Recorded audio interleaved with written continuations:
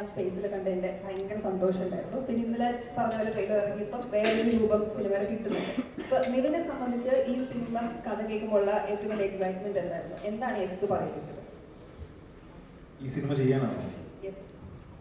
ഈ സിനിമ വളരെ റിലേറ്റബിൾ ആയിട്ടുള്ളൊരു കഥയായിരുന്നു. ആ ക്യാരക്ടർ ആൽപ്പറമ്പിൽ ഗോപി വളരെ റിലേറ്റബിൾ ആയിട്ടുള്ളൊരു ക്യാരക്ടർ. എനിക്ക് അത്രയും ക്യാരക്ടേഴ്സ് ചെയ്യാൻ ഭയങ്കര ഇഷ്ടമുള്ള ആളാണ്.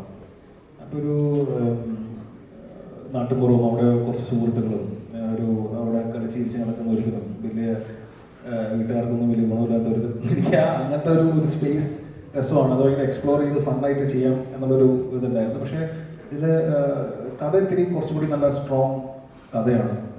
അപ്പോൾ അത് വെറുതെ തമാശ പരിപാടിയല്ല, തമാശ പരിപാടിക്ക് മുമ്പ് ചെയ്തിട്ടുണ്ട്. അപ്പം അതും എന്നാലൊരു ഇപ്പം നേരത്തെ പറഞ്ഞ പോലെ ഈ കളിയിൽ അല്പം കാര്യം എന്ന് പറയുന്ന പോലെ ഒരു വളരെ രസകരമായിട്ടൊരു ബ്ലെൻഡ് ഈ പടത്തിലുണ്ട്. അപ്പോൾ അത് ചിലപ്പോൾ തിയേറ്ററിൽ പ്രേക്ഷകർക്ക് വർക്കാവും എന്ന് തോന്നി. അതാണ്.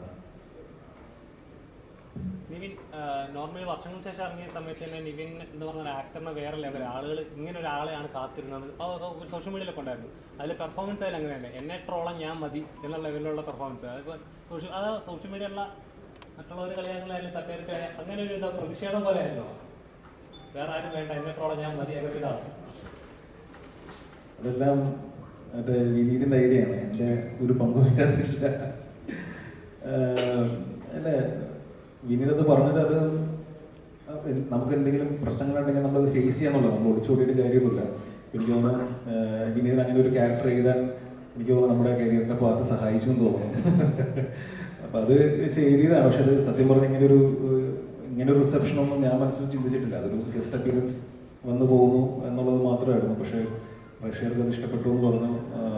ഒരുപാട് മെസ്സേജും സാധനങ്ങളെല്ലാം വന്നു. അപ്പോൾ പ്രേക്ഷകർക്ക് നന്ദി. എനിക്കതിൻ്റെ പ്രൊമോഷൻ പരിപാടിക്കൊന്നും പങ്കെടുക്കാൻ പറ്റിയില്ല. ഞാൻ കൊൽക്കട്ടയിലായിരുന്നു. ഇതിങ്ങനെ പല പ്രാവശ്യം വിളിച്ചിരുന്നു, അതിന് എത്താൻ പറ്റിയില്ല. ഞാനിപ്പോൾ റീസെൻ്റ്ലിയാണ് വന്നത്. പക്ഷേ ആ സിനിമ സ്വീകരിച്ച പോലെ തന്നെ ഈ സിനിമയും പ്രേക്ഷകർ സ്വീകരിക്കുന്നു വിശ്വസിക്കുന്നു.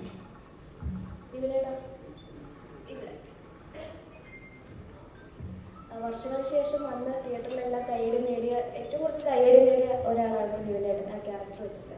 അപ്പം ഇപ്പം ചേട്ടൻ പറഞ്ഞ വിനീത് ശ്രീനിവാസനാണ് ഇതിൽ എഴുതിയിരിക്കുന്നത്, ഫുൾ ആളുടെ ആണെന്ന് പറഞ്ഞു. പക്ഷെ എന്നിരുന്നാലും ചേട്ടൻ അത് പറയുമ്പം ഉള്ളെന്ന് വരുന്ന പോലെ ഫീൽ ചെയ്തു. ചേട്ടൻ്റെ സ്വന്തം ഡയലോഗായിരുന്നു.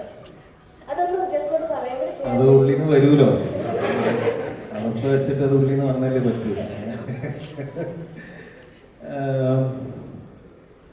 അല്ല, അത് ഞാൻ ആദ്യമായിട്ട് കഥ കേട്ടപ്പം എനിക്ക് ഇച്ചിരി പേടിയുണ്ടായിരുന്നു. അങ്ങനെ ഡയലോഗ് പറയാനൊക്കെ പേടിയുണ്ടായിരുന്നു. ഞാൻ വിനീതിനോട് പറയുകയും ചെയ്തു, ഇങ്ങനെ ഇത് ഇങ്ങനെ അഡ്രസ്സ് ചെയ്താൽ അത് പ്രേക്ഷകർ എങ്ങനെ എടുക്കുന്നത് എനിക്ക് മനസ്സിലാകുന്നില്ല.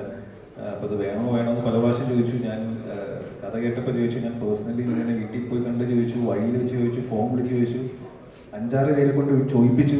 പക്ഷെ എല്ലാ പ്രാവശ്യവും വിനീത് എടാ ഇത് വർക്കാണ്, നീ എന്നെ വിശ്വസിക്കും, ഇത്ര നാൾ എന്നെ വിശ്വസിച്ചല്ലോ. ഓക്കെ, അപ്പം ഞാൻ ഒരു ബ്ലൈൻഡ് ബിലീഫ് വിനീതിനെ ട്രസ്റ്റ് ചെയ്ത് ചെയ്ത ക്യാരക്ടറാണ്. അത് നമുക്ക് ഇനിയൊരു വേദിയിലാണ് നമുക്ക് മലയാളി ഫ്രം ഇന്ത്യയെ സംസാരിക്കാം.